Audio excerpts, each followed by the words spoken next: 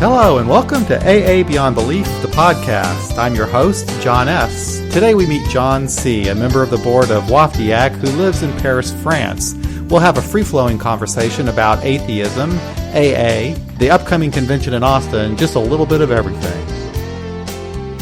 Hey John, how you doing? Hi, good. Hi John. Good to hear you. It's good to see you. I'm glad that we're finally able to do this. We've been talking about doing this for a long time. Yeah, you're right. The convention in Austin is coming along really well. I'm really pleased with how things are panning out there. And I think now's a good time. Yep. You know, I was listening to your talk yesterday in Santa Monica, and I missed that when I was out there because I got there Friday afternoon. I can't remember when I got there, but I missed the fellowship speaker. So I'm glad I listened to that tape. But I did not realize that you were the one who suggested the second A in WAAFT IAAC. Yeah. I guess I really came out as an atheist in that conference, kind of in a big way. But I had not at all planned that. But it just kind of popped into my head as we talk, and a lot of the meetings, they're called Agnostics Meetings, right. But as an atheist, I think it was important that that atheists are also included in the name. Yeah. And after that I also made a motion. I think I surprised some of the people there that we change actually the name of the organization, just putting in the other A for atheists. So I was there for that. Agnostic Atheists.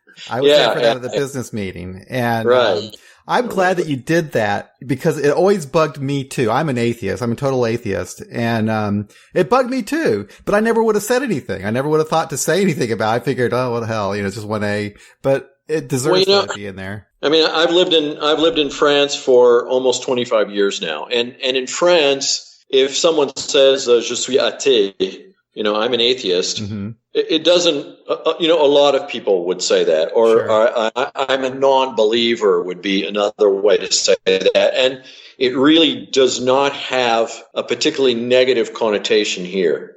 But what I've noticed is in the States or in North America, and also things I guess I've read, is if you really come out and say I'm an atheist, whether it's in AA meetings or outside of AA meetings, you're not going to get a lot of really positive feedback like, oh, gee, that's great or whatever. And I think that's because as very young children, we learn, at least what I learned as a young kid growing up in Texas was, God is good. And if you're going to be good, you're going to follow God. And people who love God are the really good people. And so then, on the flip side of that, if you're not a believer, that somehow freaks people really out. I mean, in America, you're given a lot of freedom to be a Episcopalian or a Methodist or a Baptist or whatever, or Catholic, and maybe even, in some circles, even alternative religions, and especially I think spirituality has somehow become the new religion. But if you really come out and say I'm an atheist, atheists are pretty well hated. And I remember Madeleine Murray O'Hare. I think I went to hear her speak once when I was in university, and I mean she was really hated, and in the end she had a horrible death. But she was the most hated woman in America. I think they described her as at one point in time.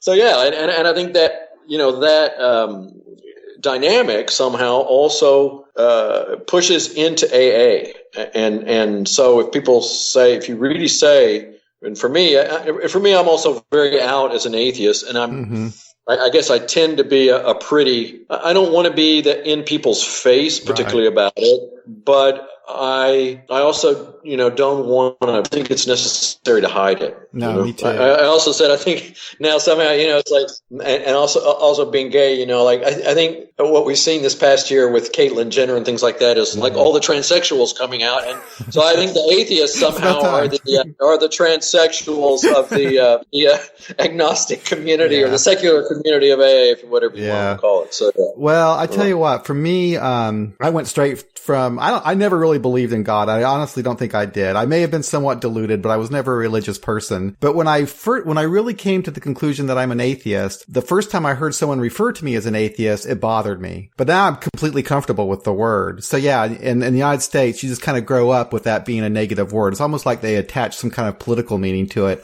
And actually, it's nothing other than I just don't believe in a deity. That's it, period. Right.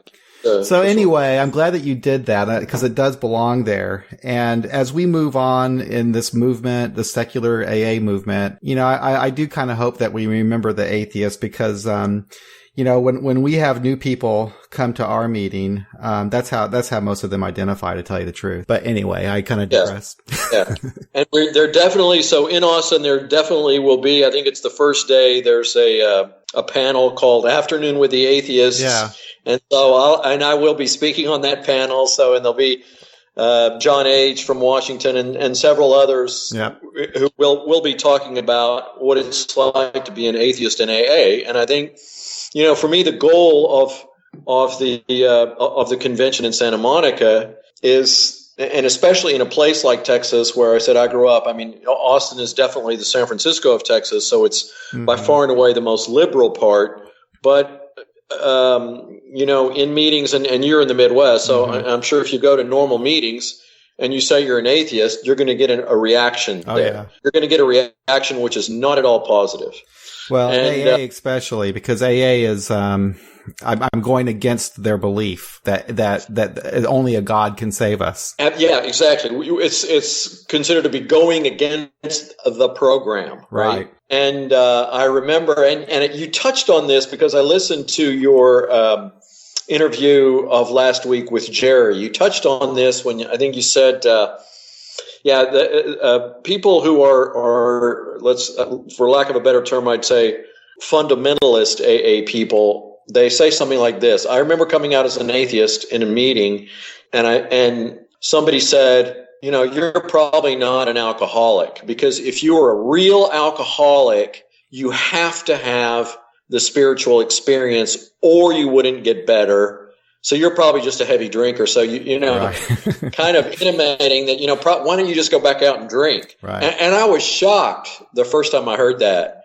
So, it's, it can be tough sometimes for so that panel will kind of address we'll hear a lot of that. That panel will address the kind of that difficulty that people have in the rooms then. Because I do think that there is. I think I'll address it in my talk. And I think if I look at the history of AA, atheists have always been in AA. Yep.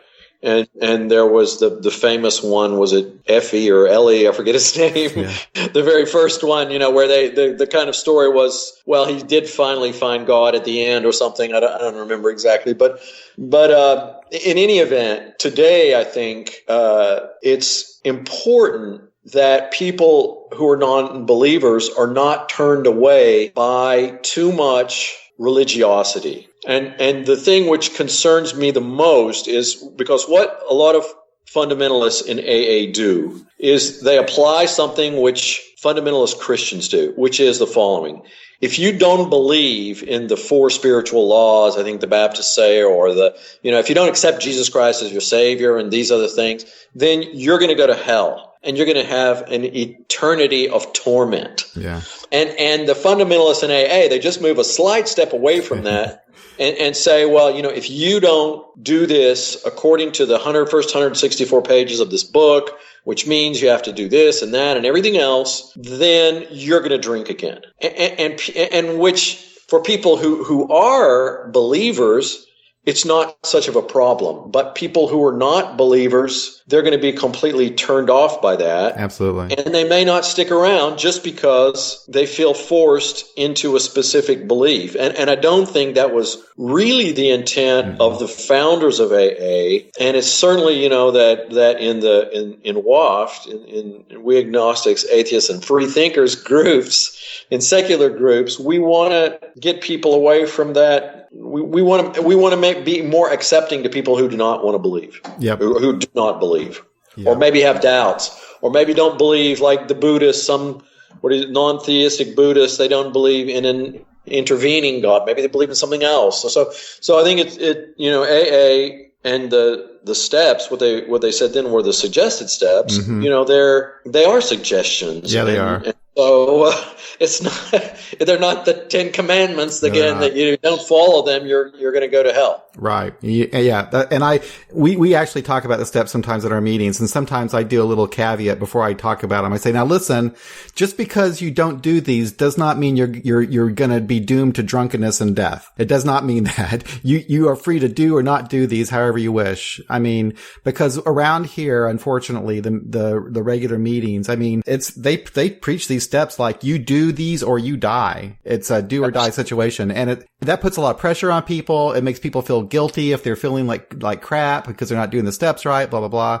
I really hate it. But I love the steps. I just don't like the pressure that is put on people about the steps. Just do them. Do them or not do them, whatever you want. I see some benefit to it, but they're not. I don't see them as essential. I think it's also somehow some issues of semantics. I think there's nothing magical. I think the steps have good principles and good, there's a lot of good things in them somehow. For me, the thing that continually comes up that I think also one of the main things in AA is to be able to admit that I was wrong. I was wrong in the fact that I didn't accept that I was an alcoholic. I was just in error, maybe wrong as it was. Right. I was mistaken, and I'm frequently mistaken. I continue to be mistaken. So when I first got to AA, I was, in complete denial. I didn't want to believe that in spite of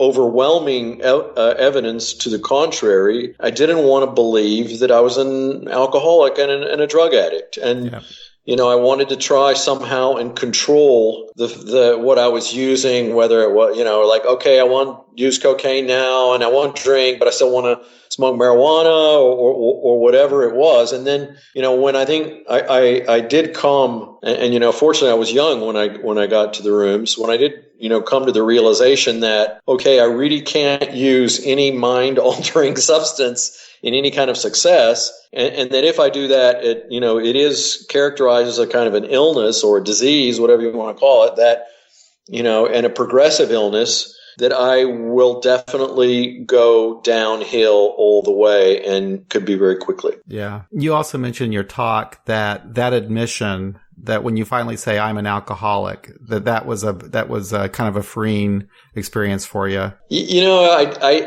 I remember when I went to my first meeting, I said I'm an alcoholic, and I did have a feeling that, okay, I didn't want at that point I didn't understand what that actually meant. Right. And I did drink again and use drugs again after that point. I think what I wanted to think anyway was that if I had a certain period of abstinence that I could supposedly drink in a normal way. Right. And to quote the big book, chapter 3, the persistence of that illusion, and I've seen it, because I've been in, and I've seen it here in Paris. I've lived here, like I said, for 25 years. And, this past year we had 3 people who were continually in and out of the program, in English-speaking AA here, died, one of a heroin overdose and one of suicide, and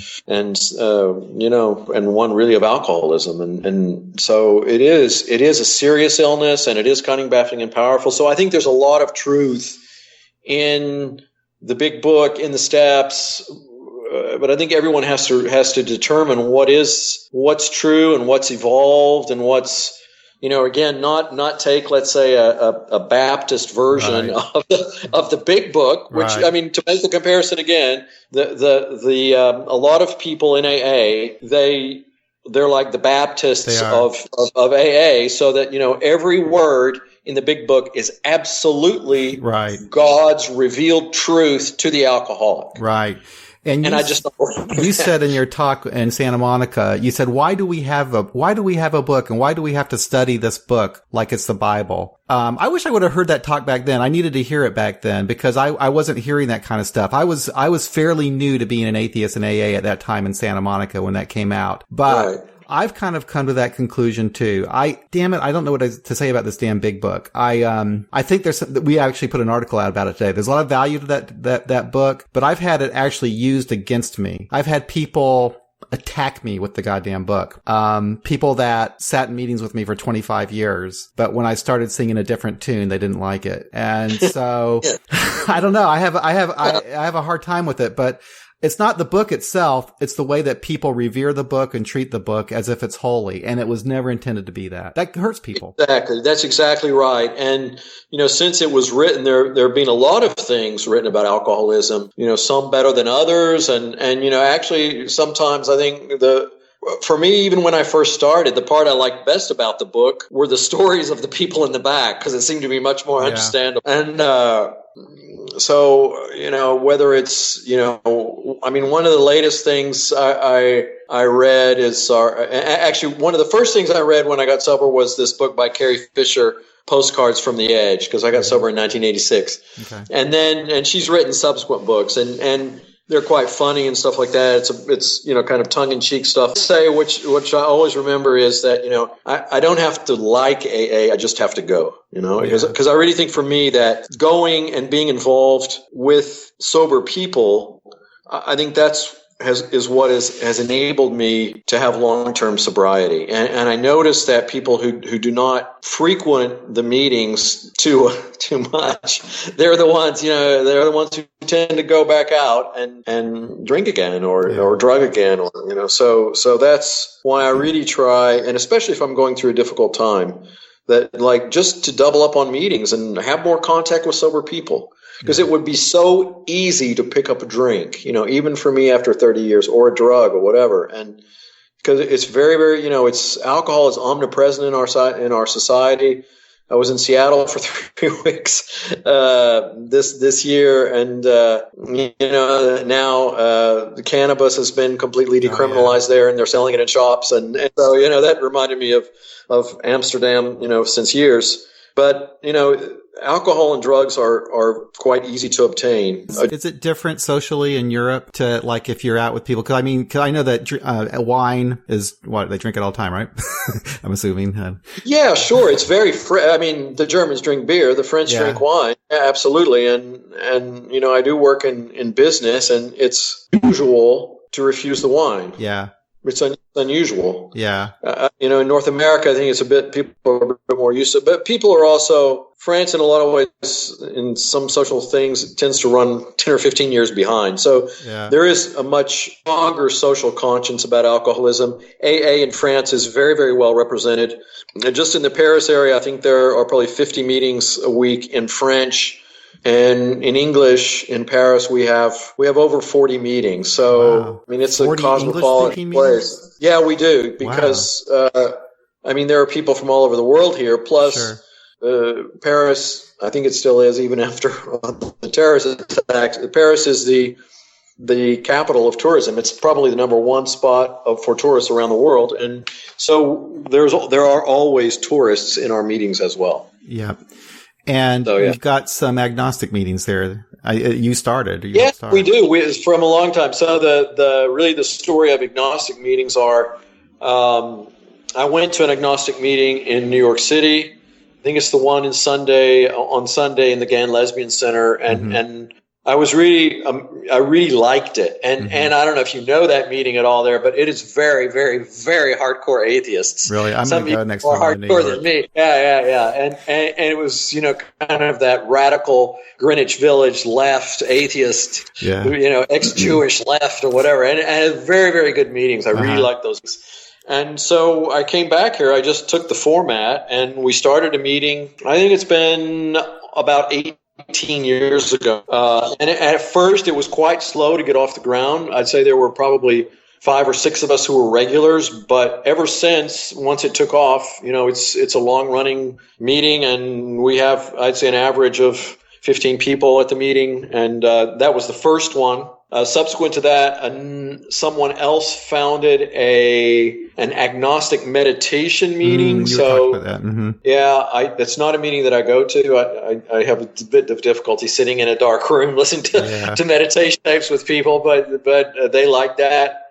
And 2 years ago, we started a Freethinkers Meeting, using a little bit different format. What we do, what it's evolved into. First, we would we would read either AA literature. We would read 1 week AA literature, and the second week we would read non-AA literature, anything. So people read poems and a lot of stuff that came off AA Agnostic and Beyond Belief as well. So stuff, that people have written on there. We'd read that and then discuss that. Actually, what it's evolved into now, because that was a bit difficult, because the leader then had to print something up for every meeting. That was a bit laborious, but now we use Joe C's Agnostic Meditation book every week, and some person reads that, and then we just go around the room and share. And I was also afraid again that meeting wouldn't take off, because in the beginning there were 3, 4, 5 people, and now we have a few regulars, and it's one of the most interesting meetings in Paris, because the interesting thing is that when you say it's a Freethinkers meeting, your average person does not really know what that means. No. So we get a huge mix, and we've had back to basics people there that were a bit infuriated. Right. We've also had, I remember at least one time that I was there when we read the agnostic format, and then someone started sharing. Someone else was quite offended and actually left the meeting. So, but it does give for an interesting mix every single week, and so it's been cool. Well, that's how we do our meetings. We don't ever read AA literature except for Living Sober, but the other books, and it just doesn't work for us. It just doesn't work for us.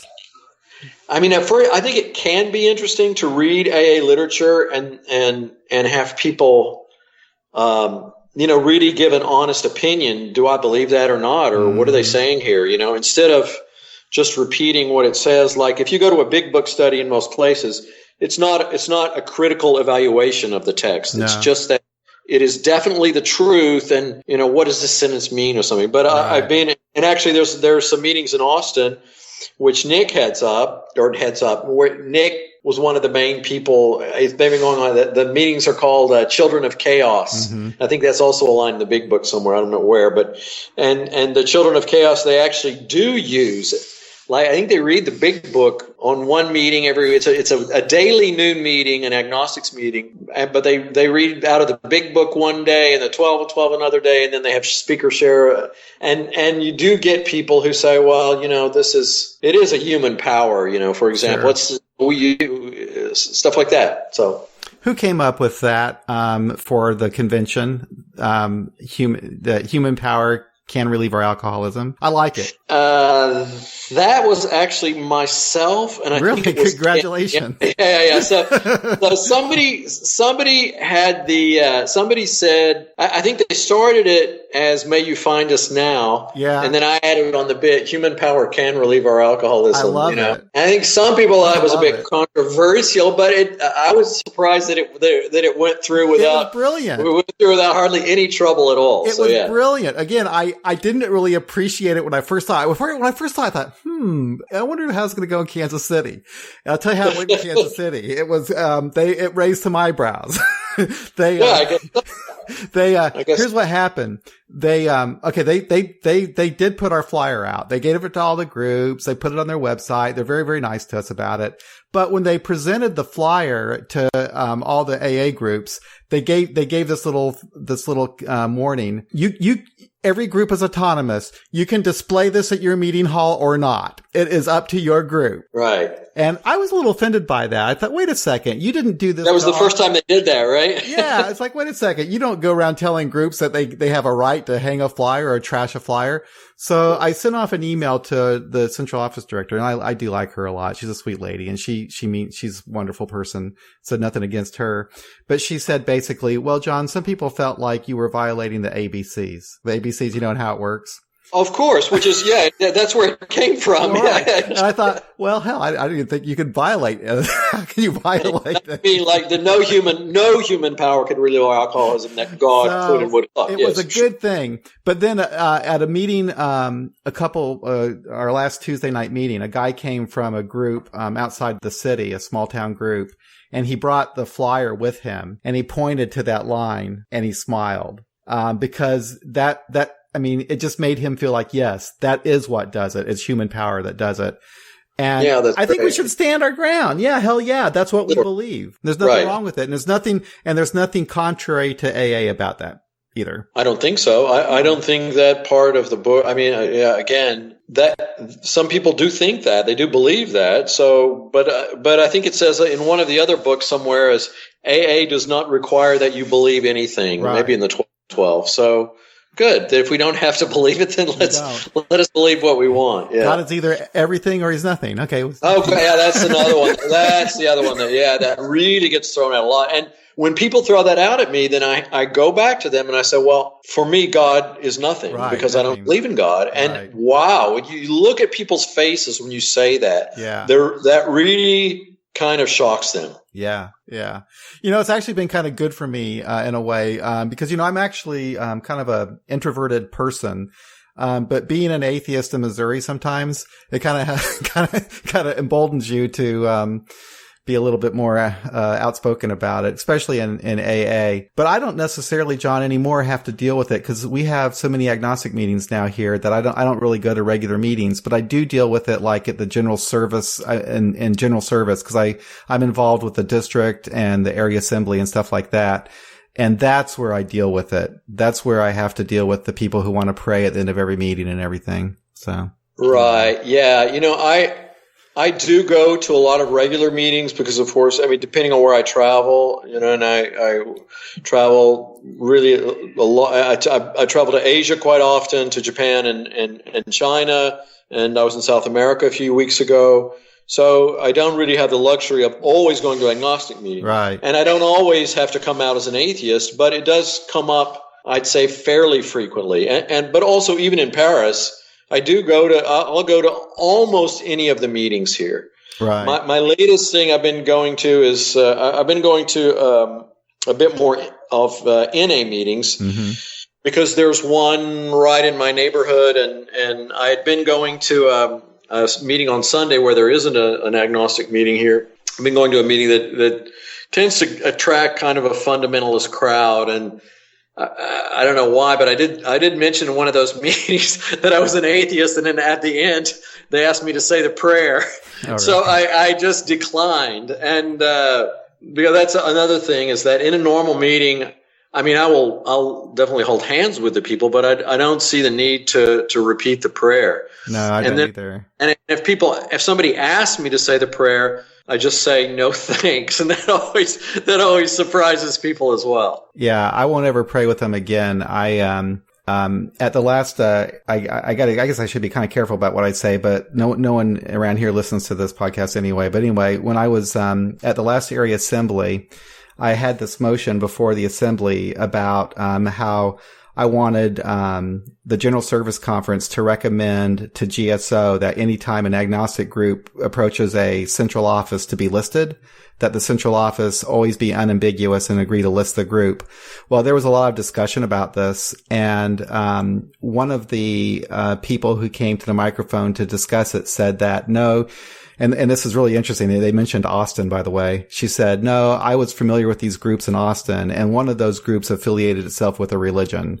And so you have to be really, really careful. I don't know what the hell she's talking about. Well, that's an interesting point. That's a really interesting point, because in Austin, you have one of the freakiest meetings. That's what I was thinking. The Dharma meeting. Well, no, there were actually two. There was one called Dharma of Recovery, and then there was I forget what's the other. You know what she's talking about. But I think the one that, I do know what she's talking about. The one that I've been to a few times. It's gotten a bit too much for me at that meeting. But it's a meeting, and I think it's on Sunday afternoon, and it's in the Buddhist temple in Austin, which is a converted 20s house, and it's in the sanctuary or whatever, where there's a big Buddha there, and the meeting is everyone sits on the floor on cushions. Mm-hmm.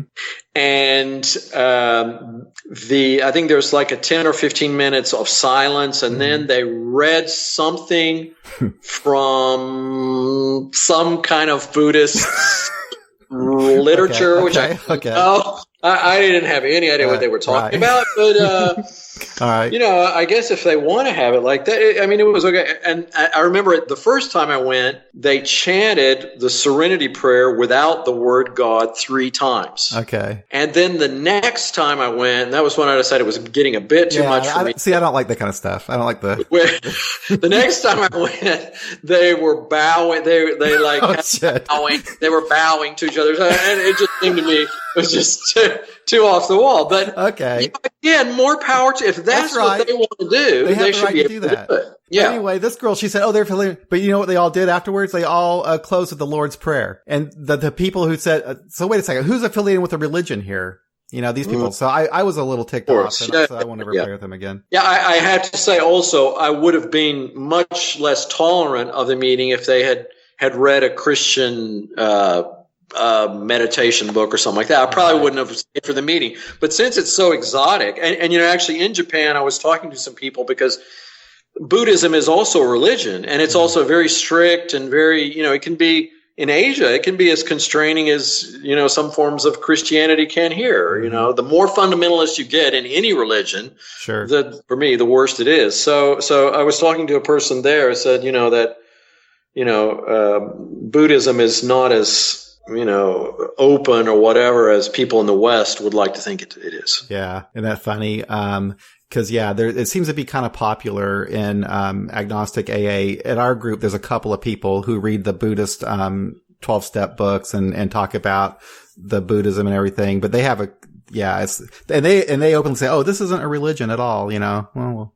Right. But I also want to say that in Austin, we've tried to be, welcoming also to Buddhists because there is a large Buddhist community there. And if they want to be part of our, convention, they're welcome, and there is at least one Buddhism panel, and probably 2 if it makes it. There's one specifically with the title Buddhism in it, and I think there's another one called All is Clouded by Desire or something like that, which is a Buddhist principle, something like that. So right. Well, I think that's fine. I've learned a lot of good stuff from it. We used to do some meditation here in Kansas City, and I actually read some, I think it was Jack Kornfield wrote a book and kind of based on Buddhist principles, and it was actually kind of helpful for me. But yeah, anyway, Well, there are a couple of famous, but I read them at one time. I couldn't tell you what they're about now, but there are a couple of, recovery books with definite, or maybe several now, with a definite slant on Buddhism and, I think it's. So what's it like, John? You've been to the meetings in Japan, AA meetings in Japan? I have, yes. What are those like?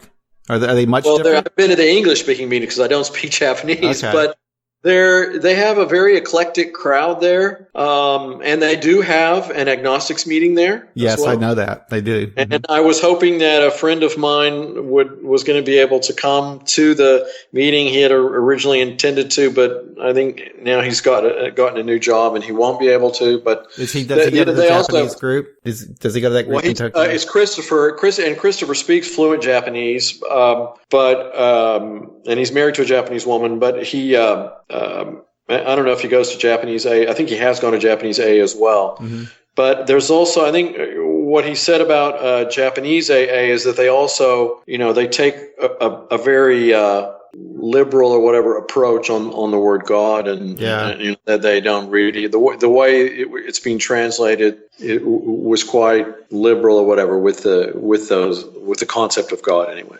Right. Well, the reason I was asking about that is I want to do some podcasts of agnostic meetings from around the world. So I'll definitely put you in contact with Christopher, and that'd be cool. He actually just did a very, very interesting podcast on sexuality in Japan, and I can send you that link. Okay. And so I'm sure he would love to do a podcast with you. Well, that'd be really cool. So that way we get Japan, Australia, the UK, Canada, France now. Yes. So. Yeah, absolutely. Yeah. And in London, they also have quite a strong group there. I've been to is in Islington on Thursday nights. They have a very strong agnostics group there, and it's very good. But they have also other ones that I haven't been to. So yeah. Mm-hmm. Mm-hmm. Well, I'm pretty excited about this, and I'm looking forward to the thing in Austin. I don't know if you noticed, but after the Santa Monica convention, I think there were well over 100 new agnostic meetings that started after that convention in the last couple of years. Oh, I had no idea. That's great. That's really, really great. And that's what, I hope will also be the momentum after Austin, is that, and there'll also be, there's one panel on, how do you start a secular meeting? Right. Because, some people won't know. And Right. So people who've actually done that will be leading that panel. And there'll also be some interesting discussions about, what has happened, because there is definitely in certain parts of the world, and surprisingly enough, Canada seems to be one that, where the agnostic groups are not listed, and Right. you have now there's this lawsuit Right. with the Canadian Board of Human Rights. There'll be a special panel on that. That'll be very interesting. The person who actually filed the lawsuit should be in Austin, and he'll be giving an update on that. Yep. I think, interestingly enough, the defense of the intergroup as being that, in fact, AA is a religion, and Right. religion should be exempt from the requirement that a group should be able to have a meeting without any regard to faith or lack of it. So yeah, I think they fired their original lawyers, I think, and now they're trying a different defense. But I don't know how you can just back out of one defense and throw out another one. But I'm not a lawyer, so I don't know. Yeah. But I think it's important. In some places they don't read any non-AA literature. In our agnostics group in Paris, we actually do read a version of the Agnostic 12 Steps. Really? And other than there was one member in the original group who was opposed to that, and she decided because of that she wouldn't come to the meeting anymore. We've had absolutely no pushback at all from the intergroup here, even though we read the Agnostic 12 Steps in the meeting. Well, that's really interesting. We don't do that. We don't read anything. We just read the AA preamble, and we read the agnostic preamble, whatever. We don't read the steps. In fact, we have the regular 12 steps displayed at our meeting. And we just leave it up to individuals to interpret the steps however they want to, if they want to. And but we never read from AA literature. But we always read from either Joe's book. We read from the Alternative 12 Steps book. We always read something. Sometimes we've read from songs and different things like that. So yeah, that's cool. That's good. Yeah. But but that's the thing about the convention. I think is the most important thing is that more groups will come, more meetings will come out of it. And I think that what we're doing in the secular AA movement, I guess, if you want to call it that, is we truly are reaching out to people outside of Alcoholics Anonymous right now, people who aren't getting help in AA, who are in fact staying away from AA, are coming to our meetings. At least that's what I find here is people say they specifically seek out an agnostic secular meeting. So, we're helping people. It's really important. Absolutely. We have a lot of newcomers who come to the agnostic meeting. A lot of them come to their first meeting because a lot of people who come to AA at first, they don't want that. Or they've been to a religious meeting, or they've had some kind of, let's say, bad experience with religion in the past. So they'll come to our meeting as their first meeting, and that's been very heartening to see. And I think again, we want to make AA more open to everybody, and also for that people, when they do come to a meeting, like I said, for myself, I often when I go to agnostic to regular AA meetings, and I say I'm an atheist, even if there's a lot of pushback in the main part of the meeting, quite often I've had the experience of people will come up to me afterward and will say, thank you so much for saying that. Thank you, because I feel pretty much the same way, but I've been sober for 6 months or a year, and of course I don't really feel comfortable saying that because of the feedback that I'll get. So I also think, for me, it's important that, part of the honesty, open-mindedness, and willingness is also having the honesty to say in a meeting, and it can be a bit tricky when we go to those meetings, and I think there'll also be a panel on, what to do and how do we express what we express when we do go to those regular meetings. Mm-hmm. How can I do that not in a way which tries to cut down what the other people are saying, but just to express my truth. Right. Yeah. And that can be a bit tricky sometimes. It can be very, very tricky. I did an interview with a woman from a treatment center in California who's going to do an article, and she was using me as like a source for how to be an atheist in AA. And it was really hard to convey to her how difficult it can be, because she was looking from the perspective of people coming out of treatment and how do they deal with an Alcoholics Anonymous meeting if they're a non-believer, if they're an atheist. And,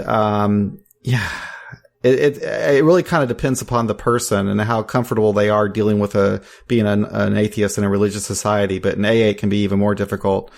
I just said, you know what? Just be honest about who you are and what you believe, and know that you don't have to stand up and pray with everybody if you don't want to. Right? Absolutely. But as time goes on, there'll be more of these secular meetings, and in fact, I think it's the future of AA. To be honest with you, I think that it really is. It's interesting because there's another panel, and I think Jerry may be on this one again, who you spoke to last week. There's another panel in Austin which is called the decline of AA. Because I think I saw that. I was learning about that. Right. If you look at the statistics, AA, the membership in AA actually plateaued and has been declining now. Right. For I don't know how many, and I don't really know the statistics, but that's what Jerry, who I'm sure does because he's very up on that kind of stuff. He is going to talk about that, and that's another reason for secular meetings, because I think if you see young people today, they're certainly much less religious than the generation of their parents.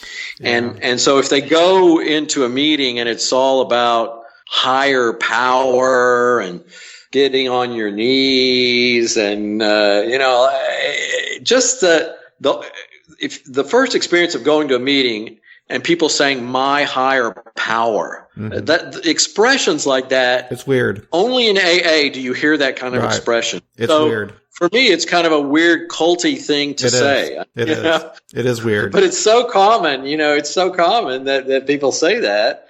And there are other things, of course, as well. So maybe that's a reason for the decline. Yeah, and I'm a broken record, but also it has a lot of it has to do with the internet, because people now can get information about Alcoholics Anonymous before they go to an AA meeting, and they get to hear the about all of this stuff, about how cultish it can be and so forth. Like when I went to my first AA meeting, all I knew was from what I read in Dear Abby. I didn't know anything or what I saw in the movies.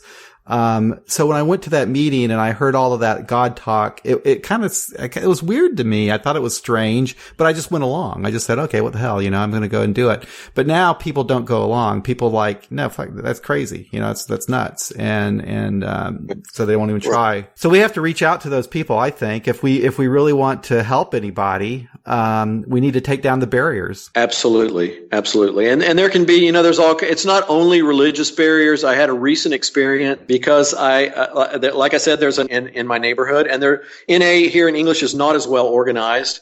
And so I started going to this meeting a few months ago, and I met a young woman, a very bright, a British woman, and just starting out, and it was obvious that she needed some more English-speaking meetings because she didn't have enough, and she didn't speak French. So I invited her to come to another meeting that I founded, which is the Living Sober meeting here, and it's on Saturday. And that was actually the first, before I even went to that meeting in New York and find out about Agnostic Meetings, I started a Living Sober meeting just because I thought that book was so good. And so I told her to come to that meeting, and she made the mistake of in the meeting, and it's an open meeting, which is another thing that got my goat. She said, I'm an addict and not I'm an alcoholic. And somebody interrupted her share and said, this is an Alcoholics Anonymous meeting.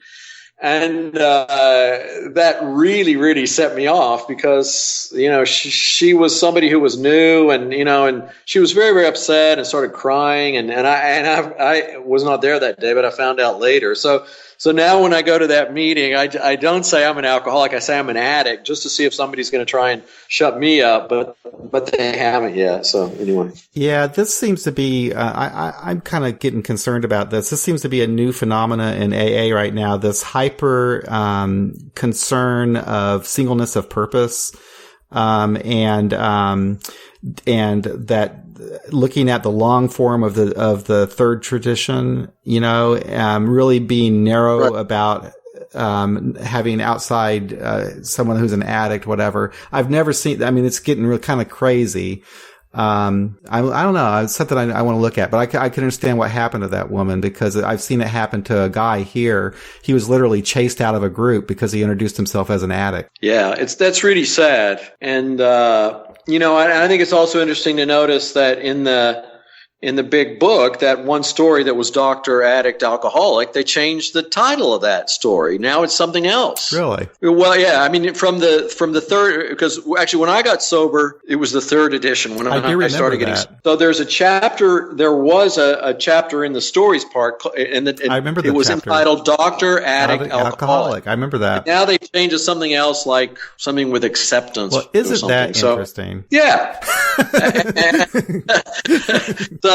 So it's those kind of thing, and I agree that some people in AA, and it's especially older people who didn't do any drugs, or just people who didn't do any drugs, maybe they're not going to relate to something that he says about a drug or something. But on the other hand, and AA can't be everything to everybody, so I think that's also why NA exists, is because those people were rejected from AA originally, Right. But anyway, I don't think that, and especially when we have an open meeting, that somebody is shut up. That I didn't really understand that.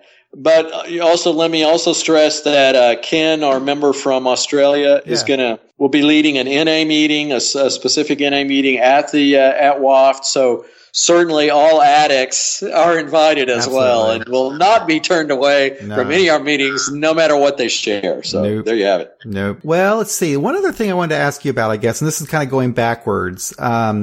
Okay. You got sober in Austin, so... No, you didn't? No, I started getting sober in Amarillo. I didn't grow up in Austin. I grew up in Amarillo. Yeah. I know that. You grew up in Amarillo, but then you went to meetings in Austin. You met Charlie P., right? Is that who you... I did meet Charlie, and I met Charlie at not at an Agnostics meeting, but Charlie was actually the first person that I met who actually said in a regular AA meeting, I'm an atheist. That's right. And said that in a men's meeting, which is called Liars Club in Austin. I used to think it was a really cool meeting because it's outdoors and it's in this kind of funky cafe.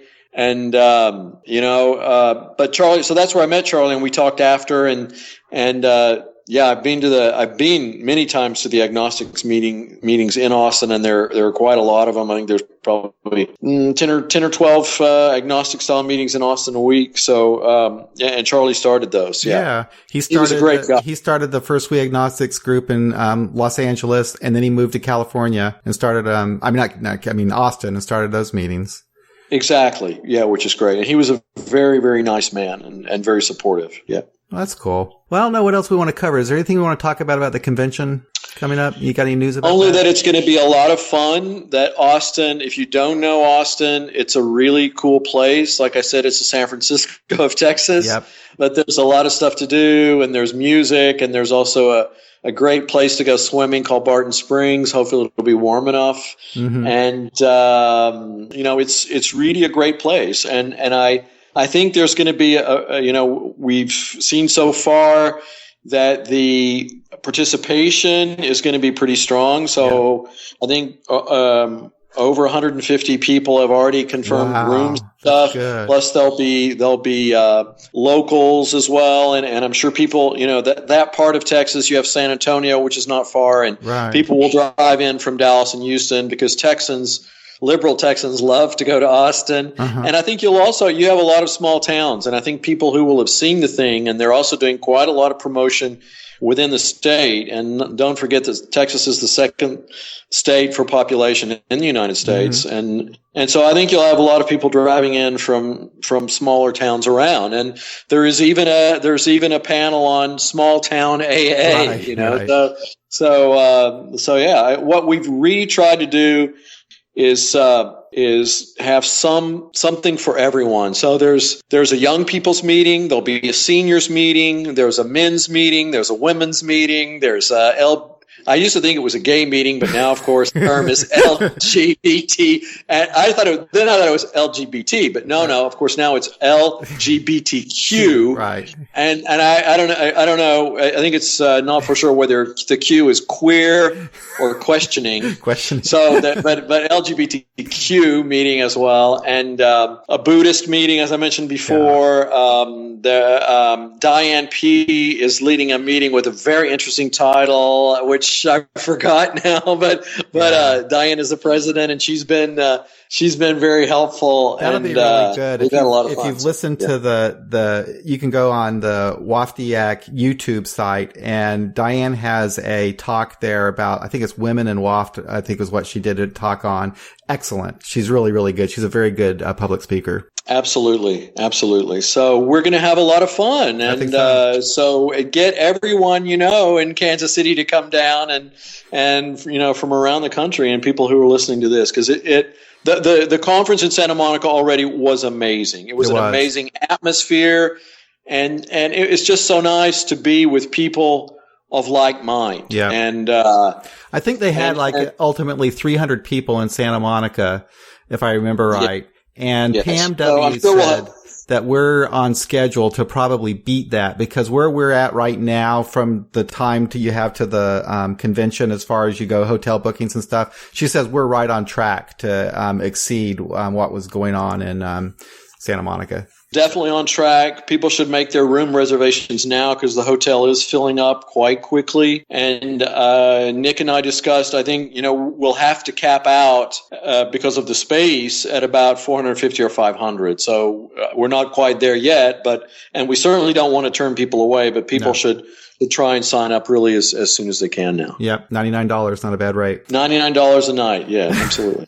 Well, John, thank you very much for doing this. It's been a lot of fun talking to you. It has been fun. Yeah, I've enjoyed it a lot. Yeah. And I'll look forward to seeing you in Austin. Yes, it'll be fun. I'm driving down with a couple of people from Kansas City. I think there's going to be about 5 to 7 of us so far, and there's probably a few other people that are still thinking about it. So last time I was the only person from Kansas City, so now we're going to really increase that quite a bit this time around. Excellent. Well, if you drive down, that should be fun. And I can tell you my big tip about Texas, if you have a car and you also want to spend a few extra days, is go to Big Bend National Park. Oh, okay. But that's quite a bit of a further drive. It's a very isolated. It's the largest. It's one of the largest national parks in the U.S. and one of the least visited. So look at it on a map. I've never been to Texas. The only part of Texas I've ever been to is like the Houston airport. Right. Okay. It's going to be a long drive from Kansas City. A lot of it will be through the Great Plains. So, a lot of it's going to be boring. Yeah. Yeah. All right, man. Well, you have a good time over there in Paris. Thanks, John. I will do. And like I said, I look forward to seeing you soon. All right, man. Thank you very much. Okay. Take care. Bye-bye. Well, that's it for another episode of AA Beyond Belief, the podcast. We hope you enjoyed the program. We'll be back again next week speaking with Ben B about steps 6 and 7. So until then, be well and take care.